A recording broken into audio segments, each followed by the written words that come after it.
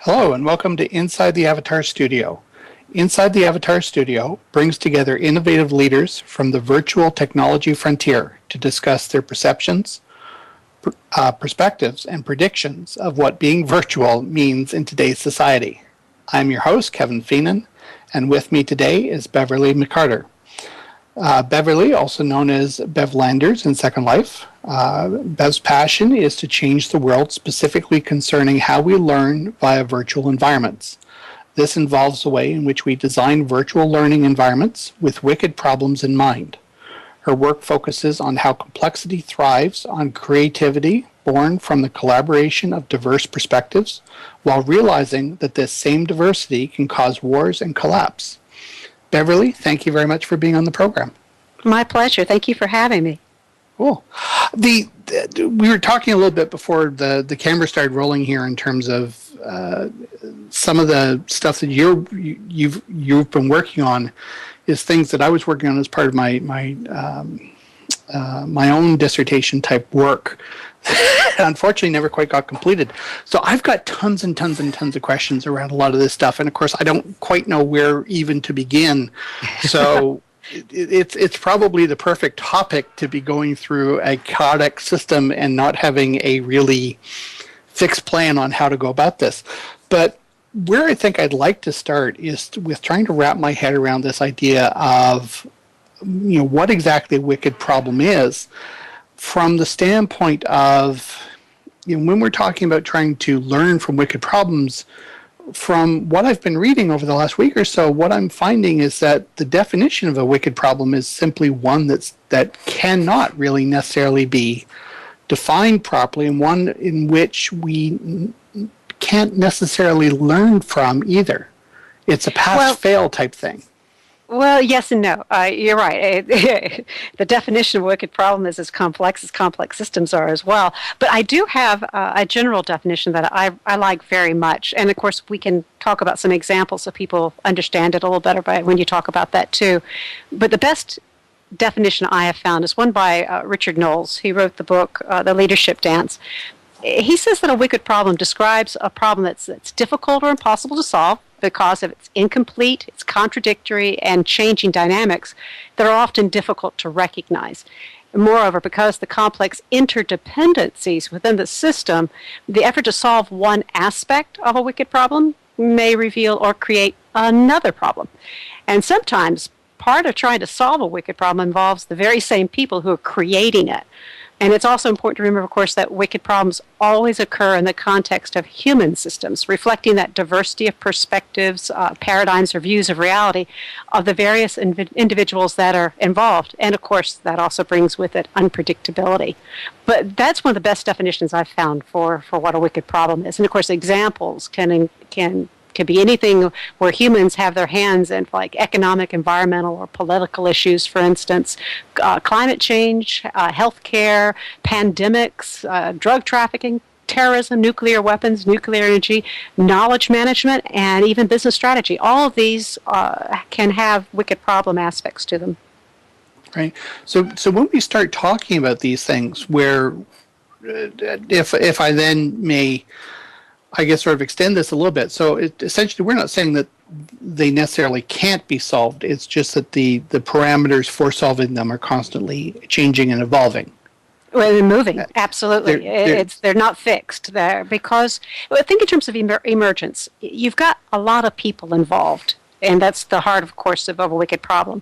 And each individual has their own view of how things ought to be done. You could have a group of people, for instance, that are casually and calmly gathering and perhaps talking about something, or they're demonstrating about a particular topic or an issue, and then all of a sudden some stray type of action occurs by one member either in the group or outside the group that sets off a chain reaction and it turns into a deadly mob instead. That's part of emergence. It's not predictable. It can't be reproduced either, and it's really hard to get a handle on. So yeah, it's constantly moving and changing. The boundaries are as a result. So it becomes very, very difficult to try to deal with them. Right. So how do you see the way narratives sort of fit into this? Because I know that's also part of what it is that you've been looking at, is this idea of how social cultures and organizational cultures tend to adapt to that particular type of complexity inherent inside. Well, when I'm talking about narratives, I'm not talking just in terms of the generic story like Aesop's fables. I'm using the term narrative to refer to both the individual and collective view of reality or perspectives that we have. You have at the individual level how an individual sees the way the world works, and that can be impacted by our individual neurochemistry of our brain, our childhood experiences, the groups we belong to growing up, and the reactions that we had to the events that we encountered throughout our life. And then you have, of course, the cultural or group narrative, which is the culture which you're a part of has also its own narrative as to the way the group as a whole is supposed to believe the world is and behave accordingly.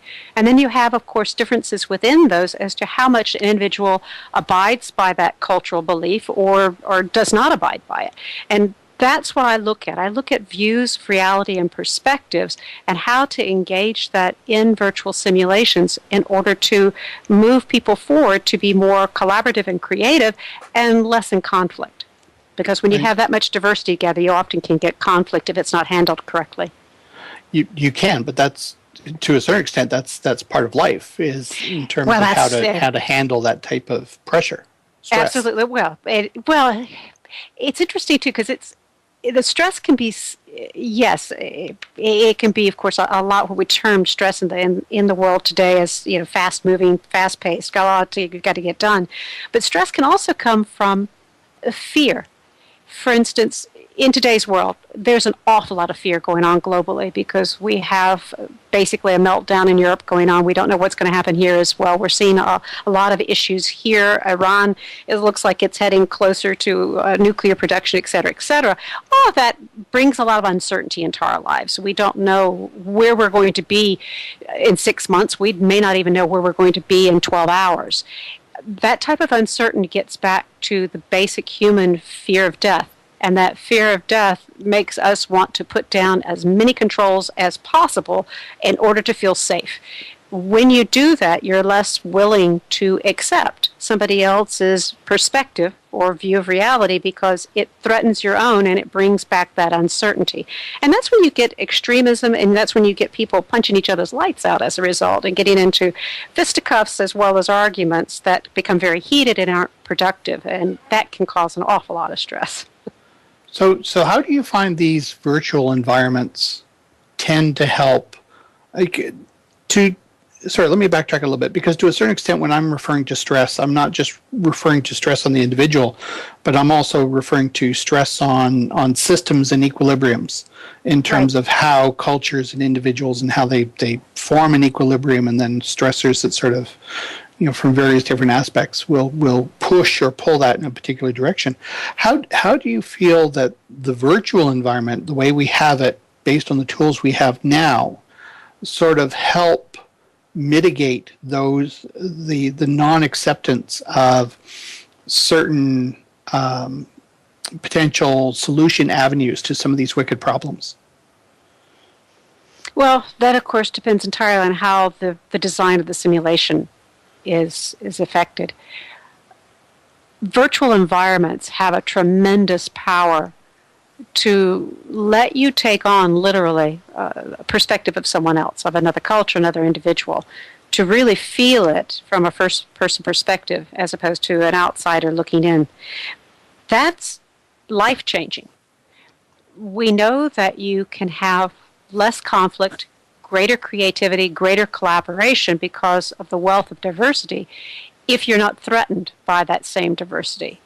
And that means you can move systems forward in positive ways as opposed to going through systems collapse. In virtual environments, because of the very immersive nature of it, with presence and transference, you can literally become someone else. That widens your perspective. There's an old fable, I don't know if you remember it, about the nine blind wise men and the elephant. I don't know if you've heard that one before. I don't think I've heard that one. I think it's an ancient Indian or Chinese, I can't remember now, parable. But basically, nine blind wise men were brought before the emperor, the king, and there was an elephant in the room that they didn't know was there. And they were each brought to the elephant and asked to touch what was immediately in front of them, and then to describe what was in front of them. So one, of course, had the trunk, one had the tail, one had the side, one had the leg, and each thought it was something different. For instance, the trunk was a snake, the leg was a tree trunk, the side was like a wall. They were all right in their part that they were looking at. But like a complex system, we can't see all the parts. But the more diversity we're able to accept, and it doesn't mean getting rid of your own belief or view of reality, but extending it to incorporate that, yes, others see a different slice of the pie, a different piece of this complex system. And all these pieces fit together to make the truth of the whole system. But you have to understand, too, complex systems are so large that it is a virtual impossibility to ever see the whole system. And you can't get outside the system to see it. You are inside it at all times. But you can see a greater range of possible truths within your framework, as opposed to a very narrow sliver or slice, as the blind man just touching one part did. Right. I want to get back to something that you said when you first started to talk about this. And you mentioned the word design, which is the thing that I think is sort of sticking with me right at the moment. Starting off from the idea that it's not necessarily the virtual environment itself, but it's the way in which we are creatively designing inside this environment that is actually one of the key aspects that leads us towards this I guess sort of extension of understanding the system in which we're in. Oh, absolutely.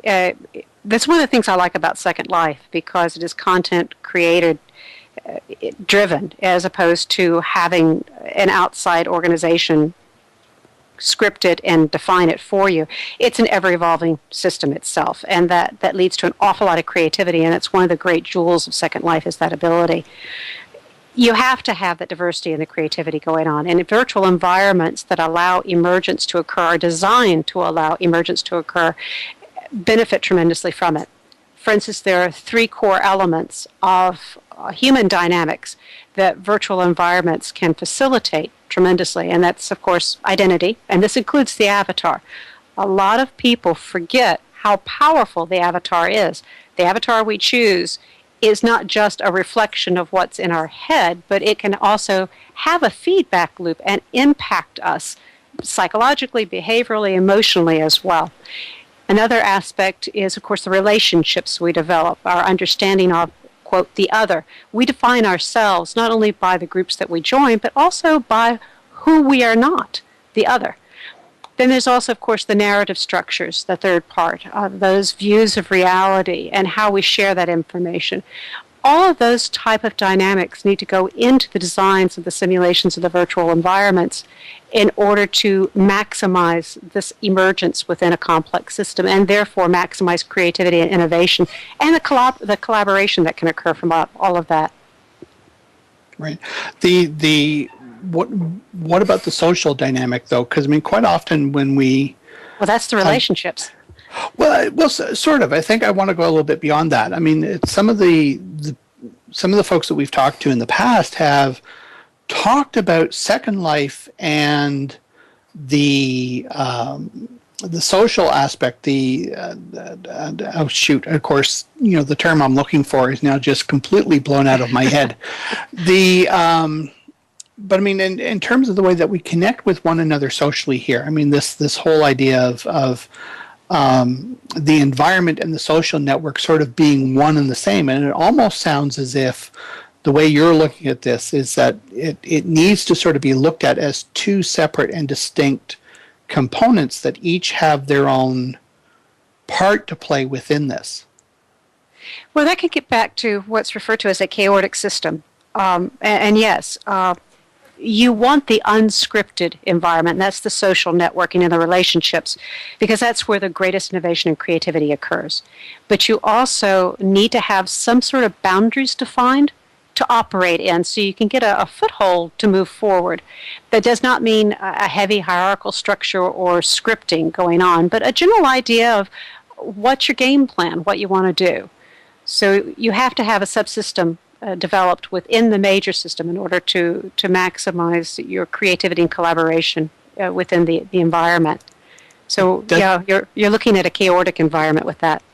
Right, but the whole idea of defining boundaries on something that ideally should be boundless. That's why a chaotic system isn't a tight bounding system. It is porous. It's movable. It's flexible. Like we talked about before. Think in terms of a Lorenz attractor, the butterfly flapping its wings, for instance, in the Yucatan, causing a hurricane off the coast of Africa, type of thing. The boundaries aren't fixed.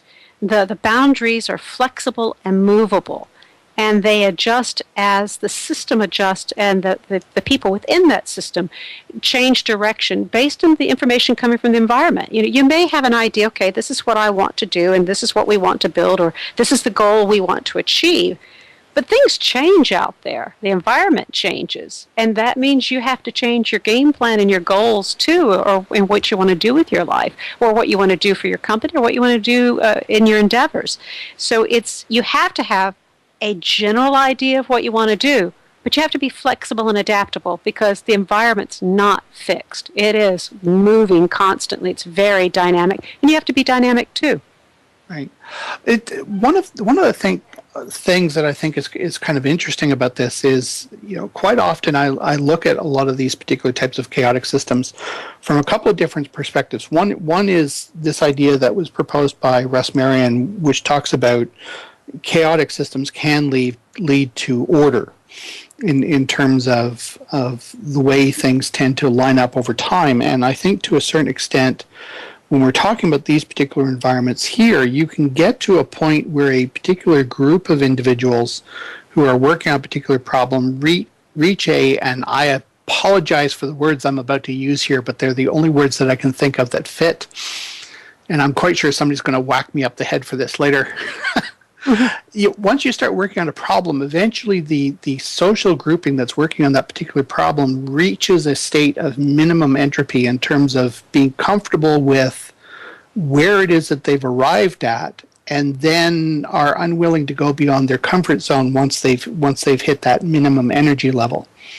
Right? So all the chaos that's going on around them, they eventually get down to this minimum point.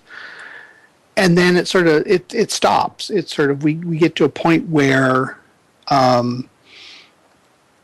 much as we say we would like to have open systems feeding information into this and constantly evolving, constantly building, social networks tend to try to find that minimum state and then sit there. Well, true. And that's basically group theory dynamics. They do. Yeah. But if you're in an organization and your team can't be flexible, can't be adaptable, as the environment changes, your company's going to go bankrupt. But how do you know that you're suffering from groupthink until after the problem has passed that's pointed it out? Well, that's where the wonderful thing called the process enneagram, that's also called the living system, is a wonderful facilitative technique for handling this. It literally has been around for a long time, many, many years. It's been used internationally, has a wealth of case studies to back it up now as a result, too. But it is a process that's based on a deep understanding of counseling psychology techniques and principles.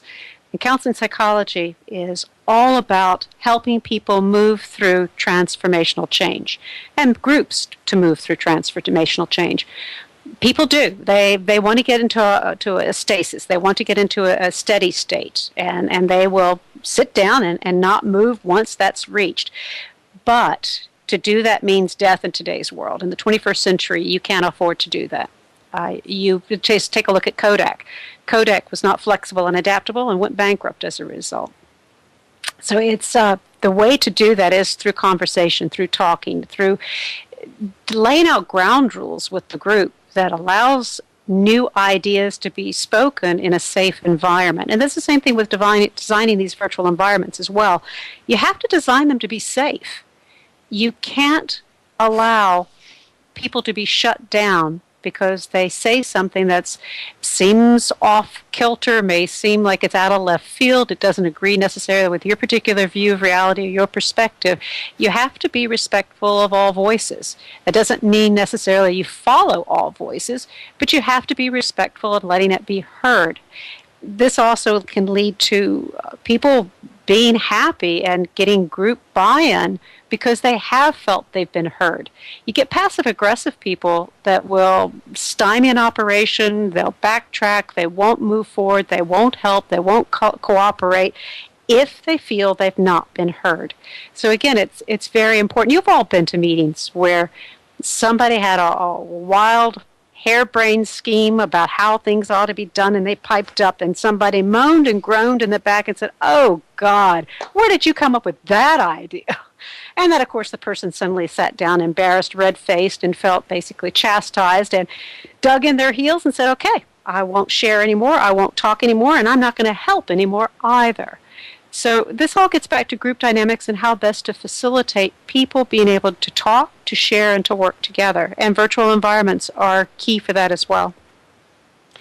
Right. Now, one of the there, and I will fully admit to doing the Wicked Problems for Dummies course in advance of showing up. But I mean, it's a lot of cases. And I guess to a certain extent, some of the three main strategies, and this would seem very obvious to me. As a matter of fact, I would probably extend this. I mean, they talk about three main strategies for tackling these particular types of problems, one being authoritative, one being competitive, one being collaborative.